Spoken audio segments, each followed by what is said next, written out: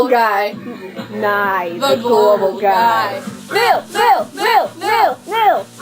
Nye, the global guy. Global rules. Nill, Nye, the global guy.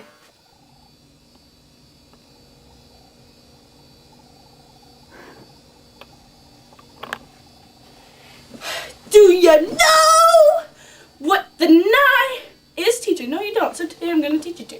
Today we are going to be uncovering the mysteries of knighthood and the joust. There have been three books essential to becoming a knight.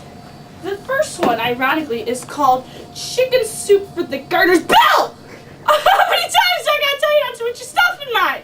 Where's my Knight Soul one? This is Gardener's. Do I look like a gardener to you? No, I don't. Stop laughing, it's not funny, alright? This garbage. The first one is called where's the title? How to Become a Knight. Chapter 1.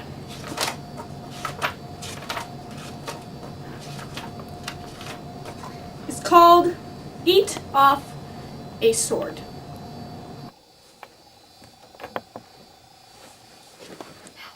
Now! God! Alright. The first step in becoming a knight is that a young child, when they were born, would be fed off the tip of a sword so that they would develop a taste for war. Michael, breakfast! Just shut up and do it! Ironically, blood and war taste the same.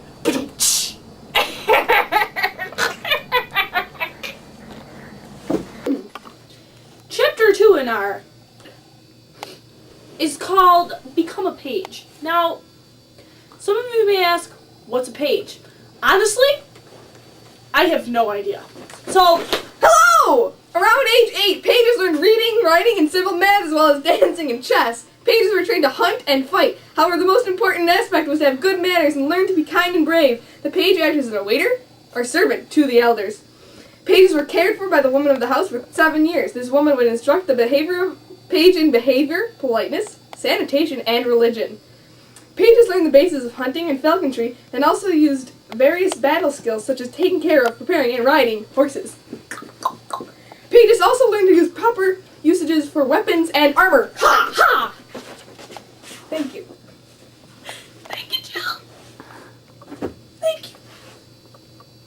Moving on. Give me a minute. The third chapter in How to Become a Knight is called Become a Squire. Pages then become squires. What does a squire do? Listen and watch. Here we have the knight and the squire. Around 14 years of age, pages became full-time squires of a knight. Squires were basically personal aides to a knight. Squires woke up the knights in the morning, got him food, slept bedside on the floor, cleaned his horse's stable, and polished the knight's armor. They learned to ride the horse and handle a sword. Squires followed their knight into battle but did not fight. Squires were able to observe their masters to study from his techniques. The knight tutored the squire all he needed to know to become a knight, including the code of chivalry. When the knight felt that the squire was ready, the squire attended battle with his master and helped if his master fell. The squire could possibly become a knight if he performed an outstanding deed on the battlefield. Chapter 4 in our How to Become a Knight is called Get Some Armor. Once squires were properly trained, they needed to be properly equipped. However, armor was very expensive, so only squires who could afford the armor could become knights. Others stayed squires forever. This squire here was born into a wealthy family, so he will continue his knight training. We shall follow this squire on his journey to knighthood. The match is mine! 'Tis but a scratch! I've had worse. Chapter 5 in our How to Become a Knight is called The Code of Chivalry. When the time of knighthood arrived, the squires prayed in the chapel the night before and planned to be a supreme knight. This included being loyal to the Code of Chivalry. The Code of Chivalry meant being defender of the king, the church, and the weak, Knights needed to be brave, pure in heart, generous, and skilled at using their sword and shield.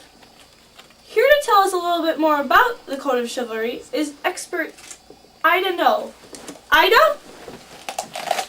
The Code of Chivalry, or otherwise known as the Seven Knightly Virtues, is a compiled list of qualities which knights felt defined chivalry. Many codes have been found, and remarkably, no two are exactly the same. The most popular 7 aspects, however, have been courage. You know what? Get off my Just- shop. Get off my shop. Courage, justice, nobility, faith, loyalty, mercy, and generosity.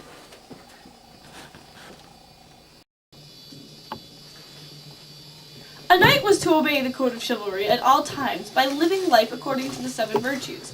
In doing so, one became a true, honorable knight.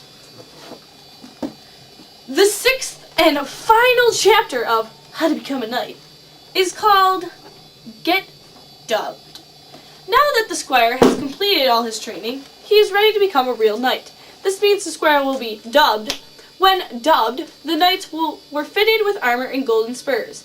The knights promised to defend orphans, widows, and all the church's people. An older knight, the king or queen, any of those 3, dubbed you, striking your shoulder with the flat side of a sword, sometimes enough to knock you down. This was to help you remember your oath or loyalty to your lord. I dub thee Sir Michael Archibald of Camelot. I will love what thou lovest, I will hate what thou hatest. As long as I shall live, I am bound to serve you and respect you. Thy friends will be my friends, thy enemies my enemies. Presenting Sir Michael Archibald of Camelot. Knight training was a big part of the daily life of a knight. A knight must learn different weapons and the proper uses for them all. They needed to be able to fully function with all the armor on, which was incredibly heavy. Did you know that? Armor is extremely heavy. It can weigh up to 100 pounds. The knights had to stay in the armor basically all day, along with all the weapons they must carry with it. Ari, catch!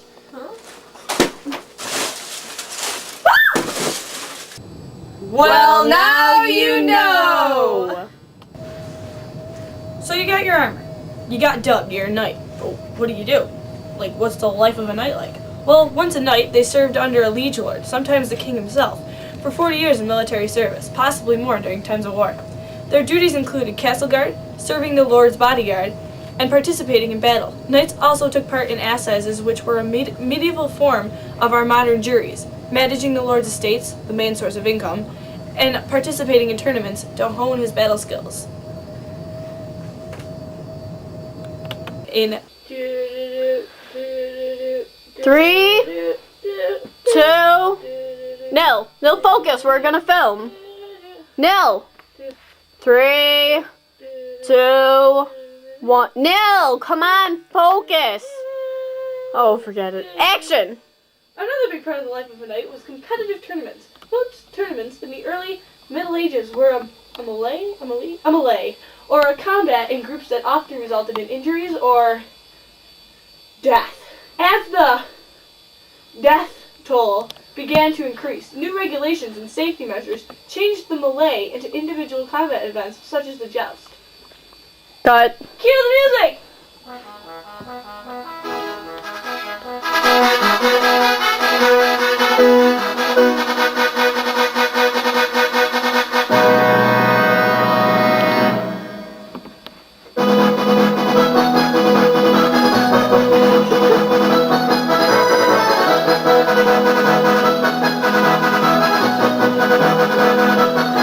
Did you know that?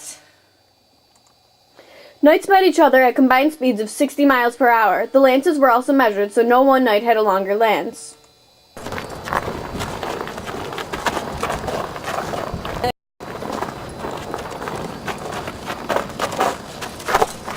Joust. Joust.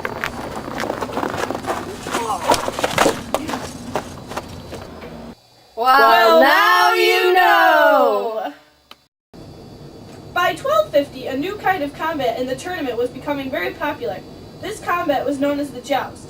In a joust, two mounted knights, armed with lances, charged each other. In the earlier days, all the knights used lances with sharp points, just like they did in battle.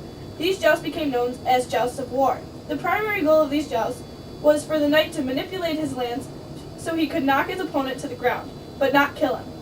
This also was a way for the jouster to test his skill and courage. These jousts, even though not meant to kill anyone, were still very dangerous. Nill, buddy, you know we're over here, right? Oh! That's why no one was over here. Should we start over? No, it's good. Keep going. You sure? Yeah. Okay. By 1250, the Joust of Peace were introduced. During Joust of Peace, the knights would use lances with blunt ends, or with a coronal fitted to the lance. The main idea was for the jouster to break his own lance against his opponent. Sometimes the knights would miss their target because the horses would not run straight, or the two knights would collide. In the 15th century, a wooden barrier was added. This barrier was called the tilt. By adding the tilt, each knight could charge down one side, and the barrier would keep them from gliding into each other. Before the tilt was introduced, knights could break their knees if passing too close to each other. Just in case you didn't really get the idea of jousting, because we did a really bad job of showing it, because Sir Michael Archibald, is not fully trained in that department yet, here's what jousting really looks like.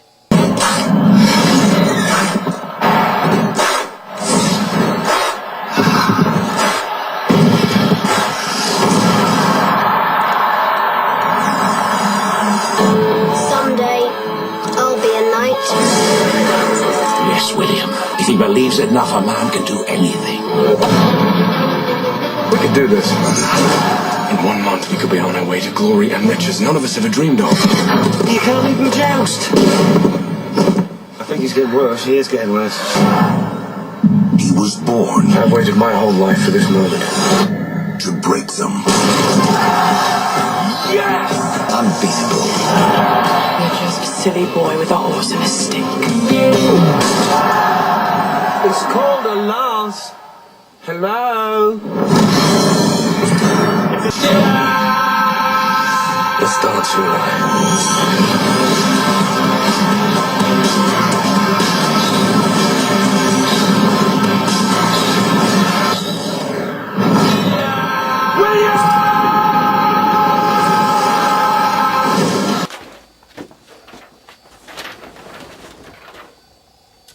Now that the movie's done, we're passing out some weapons and we have some regulations that need to go with them. Weaponry rules. Do not, under any circumstances, use these weapons as actual weapons.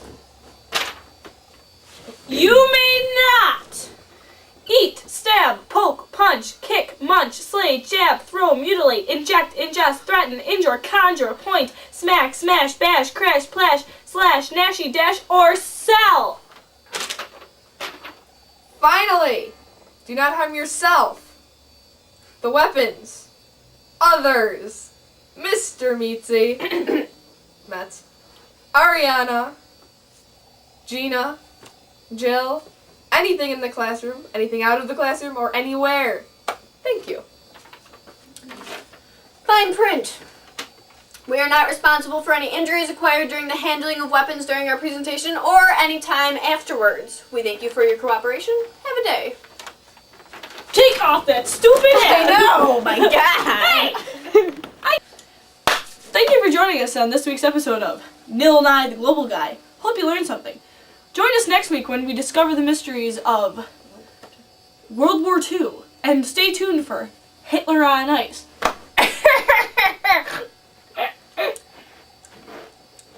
What did we get these giant Q-tips for?